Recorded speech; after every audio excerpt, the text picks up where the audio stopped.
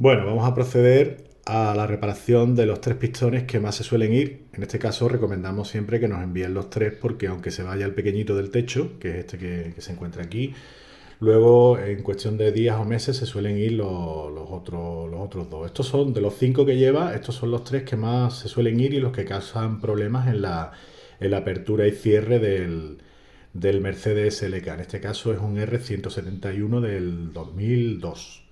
¿eh? Lo acaban de enviar. Para ello vamos a utilizar una herramienta que hemos diseñado y creado para no dañar el pistón y poder extraer el buje del cilindro.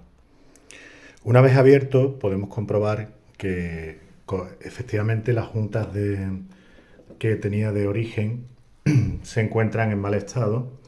Procedemos a limpiar las camisas, los cilindros por dentro, para evitar que cualquier resto pueda atascar el circuito hidráulico.